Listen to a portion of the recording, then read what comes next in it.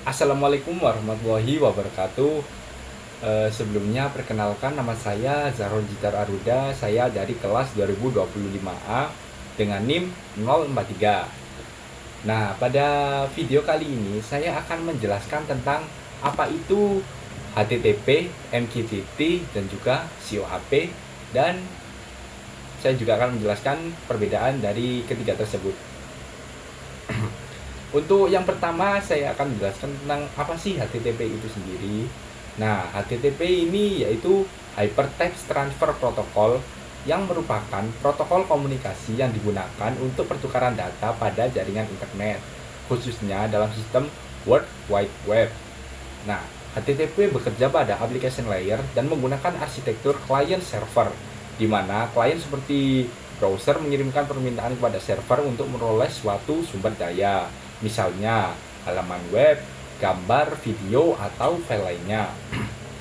Komunikasi dalam HTTP menggunakan mekanisme request response, yaitu klien mengirimkan permintaan request dan server memberikan tanggapan response yang berisi data yang diminta.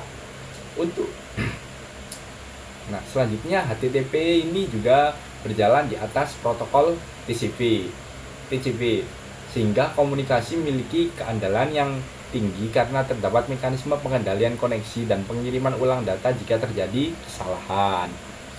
Untuk cara kerja HTTP sendiri ini dimulai ketika pengguna memasukkan URL pada browser.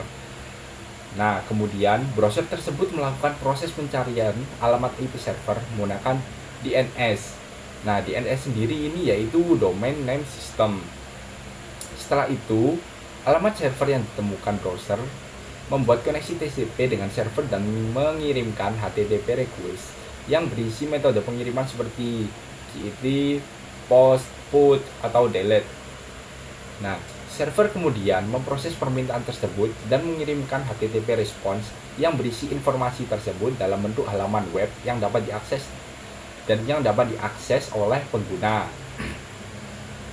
Nah, untuk HTTP ini sangat banyak digunakan dalam pengembangan website dan layanan web karena strukturnya yang sederhana serta kompatibel dengan berbagai sistem.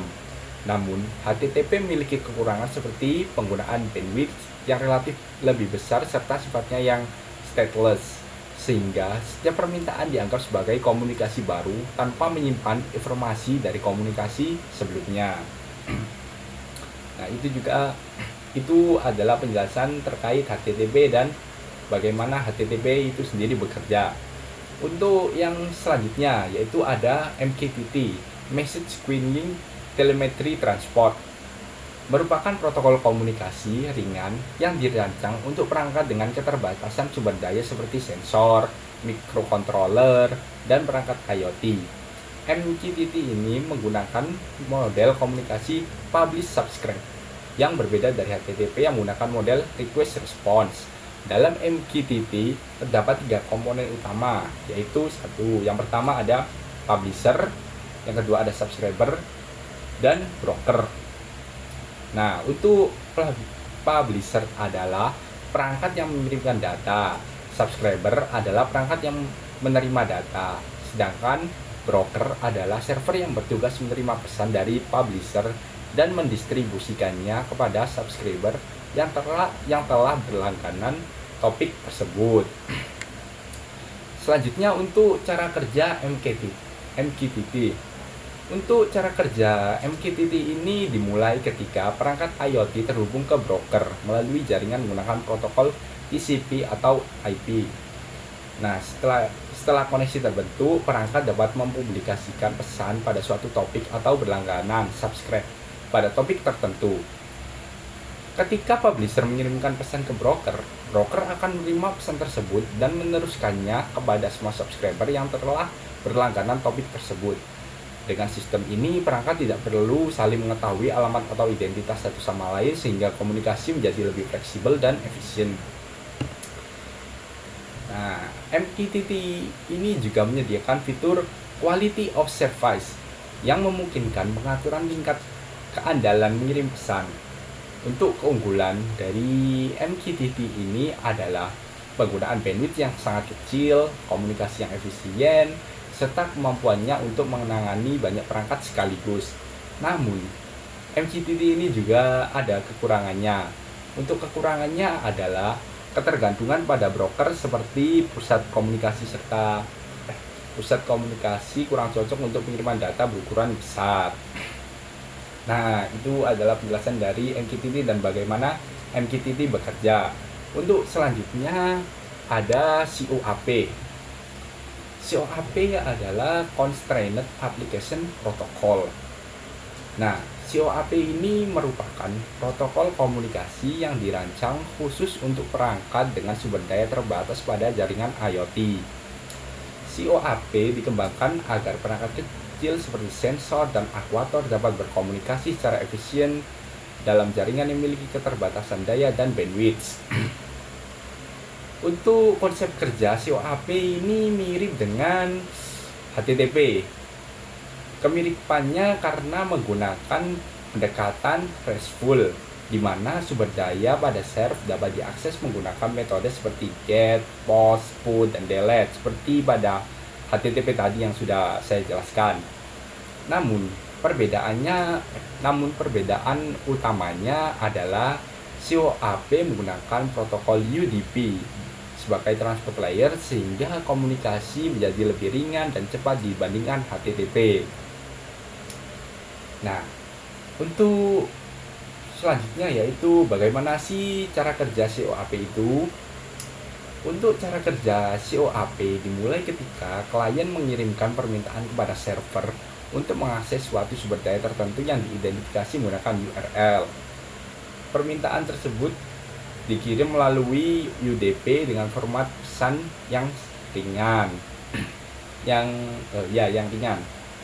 Server kemudian memproses permintaan tersebut dan mengirimkan respon kepada klien.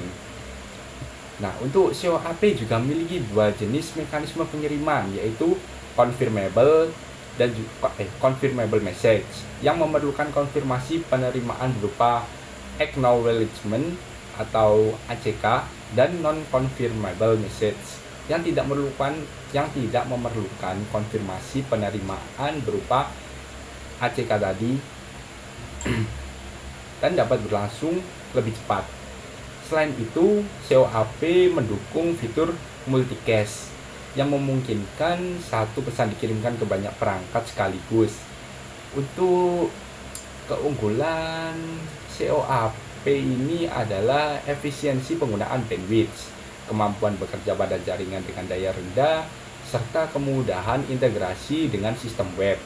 Namun, karena menggunakan UDP, terdapat kemungkinan kehilangan paket data sehingga keandalannya tergantung pada kondisi jaringan yang ada.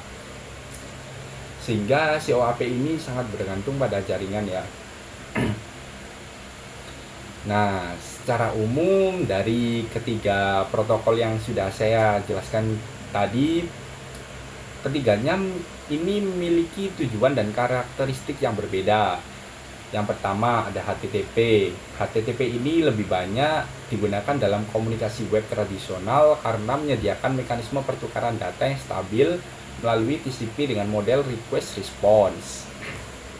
Selanjutnya MQTT ini lebih cocok digunakan pada sistem IoT yang membutuhkan komunikasi ringan dan real time antara banyak perangkat melalui model publish subscribe dengan broker sebagai perantara. Sementara itu COAP ini juga dirancang untuk perangkat IoT. Namun COAP ini menggunakan pendekatan yang mirip dengan HTTP tadi yang sudah saya jelaskan ya. Pendekatannya yang mirip dengan HTTP itu juga memanfaatkan UDP untuk mengurangi penggunaan sumber daya jaringan. Untuk perbedaan lainnya antara ketiga protokol tersebut dapat dilihat dari cara komunikasi dan efisiensi jaringan, di mana HTTP memiliki overhead komunikasi yang lebih besar tetapi menawarkan keandalan yang tinggi. Selanjutnya, MQTT memiliki ukuran pesan yang sangat kecil dan efisien sehingga cocok untuk perangkat dengan bandwidth yang terbatas. Sedangkan untuk COAP berada di antara keduanya, yaitu menyediakan komunikasi yang ringan seperti MQTT, namun tetap mempertahankan konsep RESTful seperti HTTP.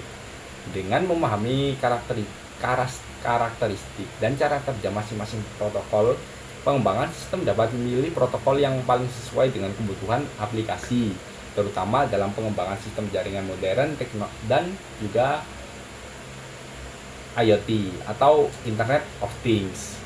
Nah, sekian penjelasan dari saya. Kurang lebihnya saya mohon maaf. Semoga penjelasan yang sudah saya sampaikan bisa bermanfaat. Sekian, Assalamualaikum warahmatullahi wabarakatuh.